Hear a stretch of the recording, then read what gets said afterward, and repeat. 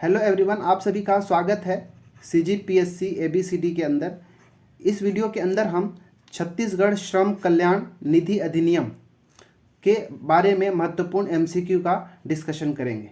ठीक है, ये CG लेबर इंस्पेक्टर रिक्रूटमेंट 2023 या फिर भविष्य में जितने भी एग्ज़ाम आएंगे जहाँ पे श्रम अधिनियम से संबंधित या श्रम या फिर लेबर एक्ट से संबंधित क्वेश्चन पूछे जाते हैं, उसके लिए इम्पोर्टेंट साबित होगा। ठीक है ना। तो चलिए हम अपनी वीडियो की शुरुआत करते हैं और बढ़ते हैं प्रश्न क्रमांक 1 की ओर। पहला प्रश्न है कि छत्तीसगढ़ श्रम कल्याण मंडल के वर्तमान अध्यक्ष कौन है। ठीक है, ये बहुत अच्छा क्वेश्चन है, एग्जाम में आपको देखने को मिल सकता है। ठीक है ना, कि वर्तमान में छत्तीसगढ़ श्रम कल्याण मंडल के वर्तमान अध्यक्ष कौन है। शफी अहमद, केशव बंटी हरमुख, डॉक्टर शिव कुमार डहरिया या फिर रविंद्र चौबे। इसका सही आंसर है ऑप्शन नंबर ए। ठीक है, शफी अहमद जो है वो छत्तीसगढ़ के वर्तमान में श्रम कल्याण मंडल के वर्तमान अध्यक्ष हैं। ठीक है, कौन है? शफी अहमद जो है श्रम कल्याण मंडल के वर्तमान अध्यक्ष हैं छत्तीसगढ़ का। जब मैं ये वीडियो बना रहा हूँ तब की बात कर रहा हूँ। ये वीडियो मैं बना रहा हूँ 31/5/2023 को। ठीक है, भविष्य में जब भी ये वीडियो आएगा तो वहाँ पे थोड़ा सा आप इसको अपडेट कर लेंगे। ठीक है ना। देखिए, केशव बंटी जो हरमुख हैं ये श्रम कल्याण मंडल के उपाध्यक्ष हैं। ठीक है, कौन है? उपाध्यक्ष। केशव बंटी हरमुख जो हैं ये उपाध्यक्ष हैं, वहीं शफी अहमद जो है अध्यक्ष थे। अच्छा, शिव कुमार डहरिया कौन है? तो शिव कुमार डहरिया जो है छत्तीसगढ़ के श्रम मंत्री हैं। ठीक है, श्रम मंत्री हैं। और वहीं जो रविंद्र चौबे हैं ये छत्तीसगढ़ के पंचायत एवं ग्रामीण विकास मंत्री हैं। पंचायत एवं ग्रामीण विकास मंत्री। ठीक है, तो ये चारों नाम को आपको याद रखना है इनके पद के साथ साथ। ठीक है, चलिए दूसरा प्रश्न देखते हैं। दूसरा प्रश्न है कि छत्तीसगढ़ श्रम कल्याण मंडल की स्थापना किस अधिनियम के तहत किया गया था या फिर किया गया है। इसमें 4 ऑप्शन दिया गया है, वो चारों में से कौन सा जो ऑप्शन है वो सही है हमको वो बताना है। छत्तीसगढ़ श्रम कल्याण अधिनियम 1936, छत्तीसगढ़ श्रम कल्याण अधिनियम 1960 या फिर छत्तीसगढ़ श्रम कल्याण अधिनियम 1969 या फिर छत्तीसगढ़ श्रम कल्याण निधि अधिनियम 1982। कौन सा इसका सही आंसर है? इसका जो सही आंसर है ऑप्शन नंबर डी, छत्तीसगढ़ श्रम कल्याण निधि अधिनियम 1982 के तहत छत्तीसगढ़ श्रम कल्याण मंडल की स्थापना की गई है। ठीक है, याद रखिएगा, छत्तीसगढ़ श्रम कल्याण निधि अधिनियम 1982, इस अधिनियम के तहत ही छत्तीसगढ़ श्रम कल्याण मंडल की स्थापना की गई है। ठीक है ना, जिसके अध्यक्ष कौन है वर्तमान में? शफी अहमद, हम पहले की वीडियो में देख चुके। ठीक है, तीसरा वीडियो देखते हैं। तीसरा क्वेश्चन, तीसरा प्रश्न है कि श्रम कल्याण निधि मिलकर बनती है। ठीक है, श्रम कल्याण निधि जो है, ठीक है, वो फंड जो है मतलब जो निधि है वो कैसे किससे किससे मिलके बना होता है। ठीक है, लेबर फेयरवेल जो फंड है वो कैसे बनता है। यहाँ पे ऑप्शंस को बारीकी से पढ़िएगा। पहला ऑप्शन है केंद्र और राज्य द्वारा प्राप्त अनुदान राशि से। दूसरा, श्रमिकों से प्राप्त अभिदाय और शासन द्वारा प्राप्त अनुदान से। तीसरा, विभिन्न NGO से प्राप्त अनुदान और शासन के अनुदान से। या फिर तीसरा है संस्थाओं से प्राप्त चंदा और श्रमिकों के अभिदाय से। अभिदाय का मतलब होता है कंट्रीब्यूशन। ठीक है, अभिदाय का मतलब कंट्रीब्यूशन। तो इसका सही आंसर क्या होगा कि श्रम कल्याण जो निधि है वो श्रमिकों के प्राप्त अभिदाय मतलब जो श्रमिक होते हैं उनसे जो पैसा कटता है, जो उनसे लिया जाता है वो, और साथ ही साथ जो शासन के द्वारा जो अनुदान प्राप्त होता है, इन दोनों से मिलाकर क्या बनता है? श्रम कल्याण निधि बनता है। ठीक है ना, याद रहेगा क्या बोल रहा हूँ कि जो श्रम कल्याण निधि किससे बनता है। जैसे बहुत सारे जैसे श्रम कल्याण जो अधिनियम है उसके तहत बहुत सारे जो संस्था होती है उनको उसको पंजीकृत किया जाता है। अब उन संस्थाओं के अंदर जो श्रमिक कार्य कर रहे होते हैं उन श्रमिकों के वेतन से थोड़ा बहुत कटौती होता है। ठीक है, कंट्रीब्यूशन अभिदाय होता है, वो कटौती और साथ ही साथ शासन से कुछ अनुदान प्राप्त होता है। इन दोनों से मिलकर ही क्या होता है? श्रम कल्याण निधि का यूज़ किया जाता है, ताकि भविष्य में बहुत सारी श्रम कल्याण मंडल जो है योजना चलाती है, वो योजनाओं में यहीं से पैसा जो है उनको दिया जाता है। ठीक है, तो याद रखिएगा, श्रमिकों से प्राप्त अभिदाय और शासन द्वारा प्राप्त अनुदान से ही श्रम कल्याण निधि का निर्माण होता है। ठीक है, याद रहेगा। तो चलिए, अच्छा इसमें एक और समझ लीजिएगा, इसमें क्या बताया कि श्रम कल्याण अधिनियम जो 1982 है, ठीक है, एक्सप्लेन तो कर ही दिया कि आखिर ये बनता कैसे है, तो ठीक है, इस क्वेश्चन के लिए इतना ही। चलिए बढ़ते हैं चौथा प्रश्न में। चौथा प्रश्न है कि छत्तीसगढ़ श्रम कल्याण निधि अधिनियम 1982 के तहत राज्य के समस्त ऐसी स्थापनाएं जो व्यवसाय, व्यापार अथवा उससे संबंधित कोई सहयोगी कार्य करते हों, उन सब पर लागू होता है। ठीक है, मतलब सीधी सी बात आपको ये पूछा जा रहा है कि श्रम कल्याण निधि के अंतर्गत जितनी भी संस्थाएं आती है जो इस अधिनियम के तहत पंजीकृत हैं, ठीक है, मतलब कौन कौन सी ऐसी संस्थाएं हैं जिन पर ये अधिनियम जो है लागू होगा। इसमें से कौन सा ऐसी संस्था जहां विगत 10 माह में किसी कार्य दिवस में 100 से अधिक कर्मकार नियुक्त हो गए हों, या दूसरा ऐसी संस्था जहां 18 माह में किसी कार्य दिवस में 9 से अधिक कर्मकार नियुक्त हुए हों, तीसरा ऐसी संस्था जहां 12 माह में किए किसी कार्य दिवस में 9 से अधिक कर्मकार नियुक्त हुए हों, या फिर चौथा ऐसी संस्था, ठीक है, जहां विगत 6 वर्ष में किसी कार्य दिवस में 100 से अधिक कर्मकार नियुक्त हुए हों। तो इसका सही आंसर क्या होगा? तो इसका सही आंसर है ऑप्शन नंबर सी। ठीक है, मतलब ऐसी कोई भी संस्था जहां विगत 12 माह में किसी कार्य दिवस में 9 से अधिक कर्मकार नियुक्त किए गए हों, साथ ही साथ उस श्रम कल्याण अधिनियम 1982 के तहत पंजीकृत किए गए हों, या उस तब ये जो अधिनियम है उनके ऊपर लागू होता है। ठीक है, याद रखिएगा, 12 माह और 9 से अधिक कर्मकार। ठीक है, याद रखिएगा, इसका आंसर सी होगा। ठीक है, अब बढ़ते हैं पांचवा प्रश्न। पांचवा प्रश्न है कि श्रम कल्याण अधिनियम 1982 में अनुसूचित समस्त संस्थाओं से श्रम कल्याण मंडल प्रति श्रमिक कितना अभिदाय संकलित करती है। देखिए, अभी मैंने पहले बताया था कि श्रम कल्याण जो निधि बनता है, ठीक है, श्रम कल्याण निधि वो 2 चीज़ों से मिलकर बना होता है।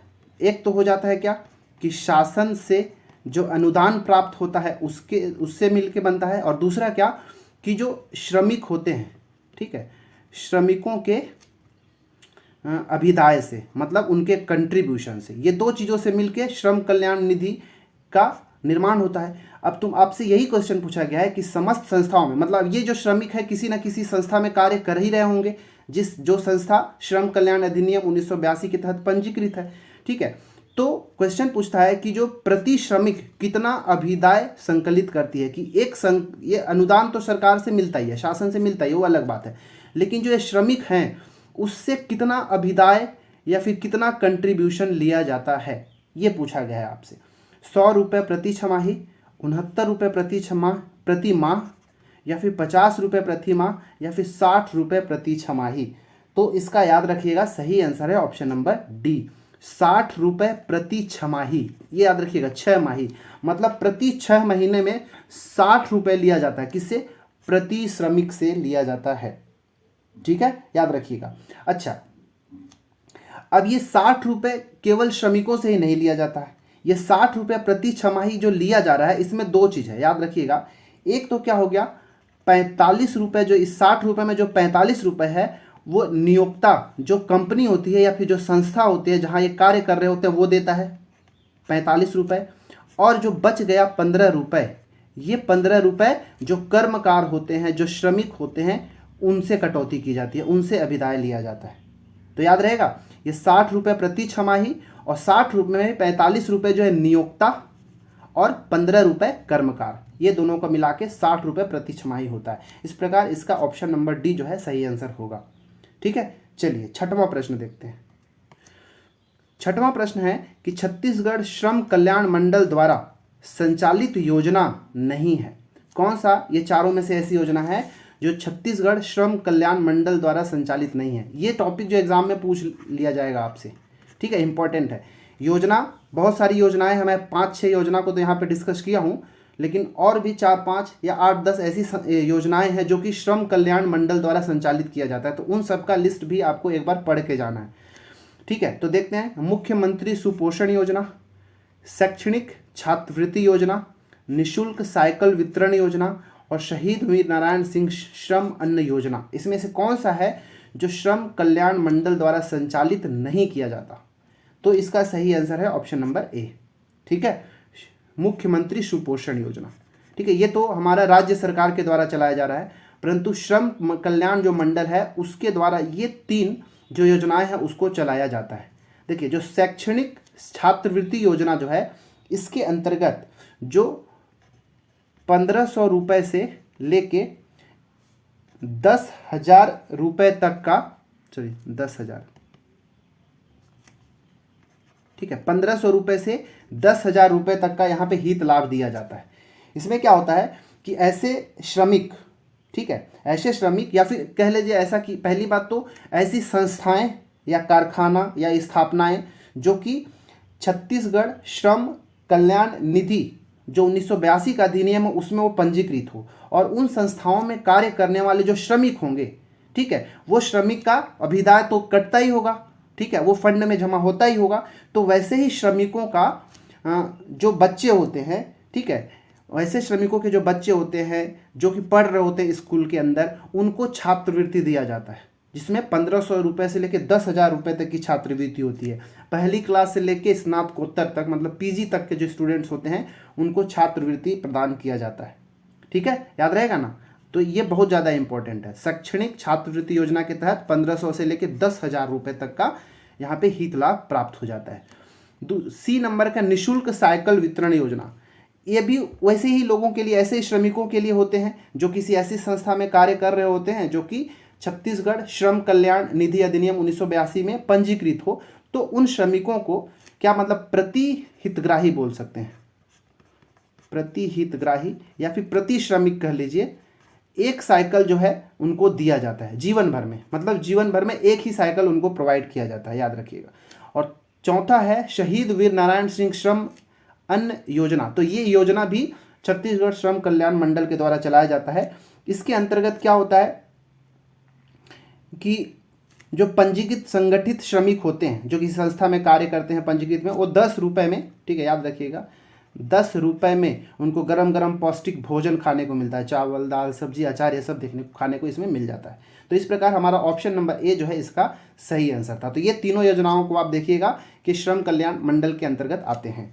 चलिए 7वां प्रश्न, 7वां है कि सिलिकोसिस से पीड़ित श्रमिकों के लिए आर्थिक सहायता और पुनर्वास योजना के अंतर्गत श्रम कल्याण मंडल द्वारा कितना हित लाभ दिया जाता है। ठीक है, मतलब ऐसे व्यक्ति जो कि पहली बात तो श्रम कल्याण मंडल के अंतर्गत जो आने वाली संस्था है, जो कारखाना है, जो स्थापना है, उसमें कार्य करता हो और उस श्रमिक को सिलिकोसिस से वो पीड़ित है, तो अब उसको कितना रुपए जो है यहाँ पे सहायता और पुनर्वास योजना के अंतर्गत उनको हितलाभ दिया जाएगा।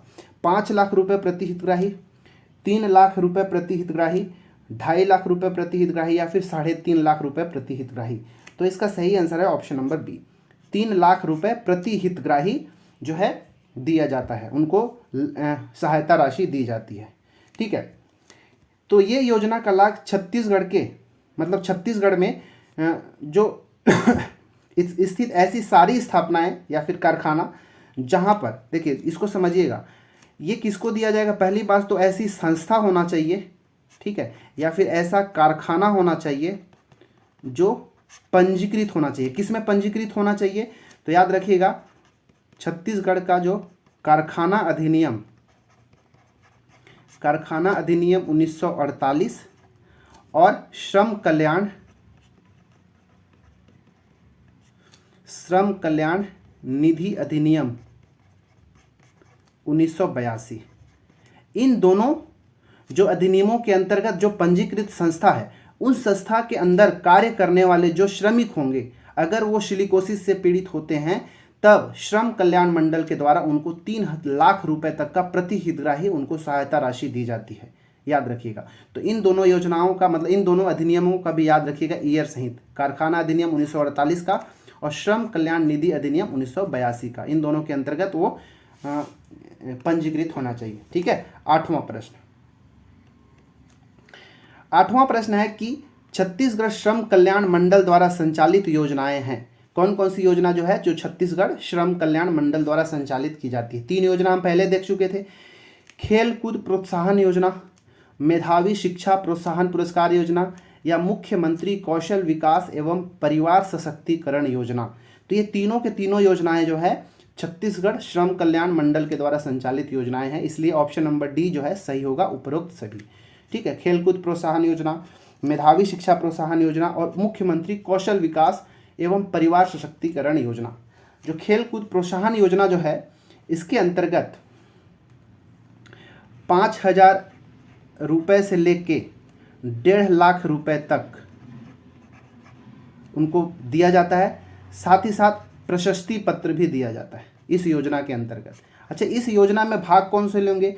तो इस योजना के अंतर्गत जितने भी संगठित श्रमिक हैं या फिर उनके परिवारजन हैं, जैसे कि उनके पुत्र पुत्री, पति पत्नी, जो कुछ भी हैं, अगर वो कोई संभाग स्तर पर, जिला स्तर पर, राष्ट्रीय या फिर अंतर्राष्ट्रीय स्तर पर अगर कोई प्रतियोगिता वो जीतते हैं खेलकूद के अंदर, तब उनको 5,000 रुपये से लेकर 1.5 लाख रुपए तक प्रथम, द्वितीय और तृतीय ऐसा आने पर उनको पैसा, उनको मतलब सहायता राशि दी जाती है या फिर पुरस्कार स्वरूप दिया जाता है, साथ ही साथ उनको एक प्रशस्ति पत्र भी दिया जाता है।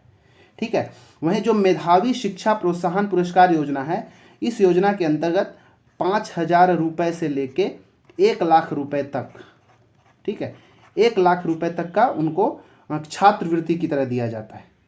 ठीक है, तो इसमें भी पंजीकृत जो संस्थान है वहाँ पे कार्य करने वाले जो पंजीकृत जो या फिर अभिदाय दाता जो श्रमिक होते हैं, उनके पुत्र पुत्रियाँ जब फर्स्ट डिवीजन से या फिर 50% से अधिक अंक के साथ पास होते हैं, तब उनको प्रोत्साहन पुरस्कार दिया जाता है, जो कि 5,000 से लेकर 1 लाख रुपए तक के हो सकते हैं।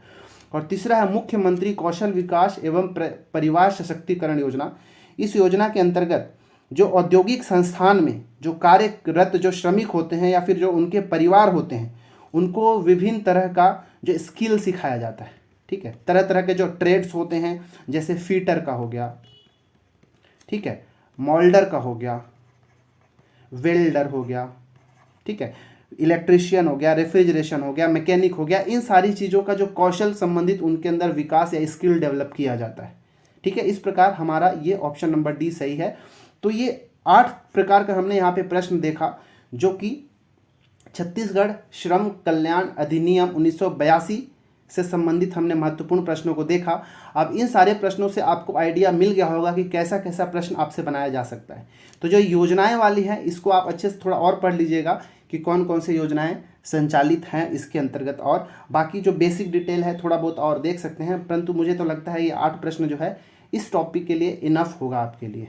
ठीक है, तो चलिए बस इस वीडियो के अंदर ही मात्र 8 प्रश्न ही, बाकी हम अगले वीडियो में किसी दूसरे जो टॉपिक होगा श्रम कल्याण से संबंधित, उसके साथ हम मिलते हैं।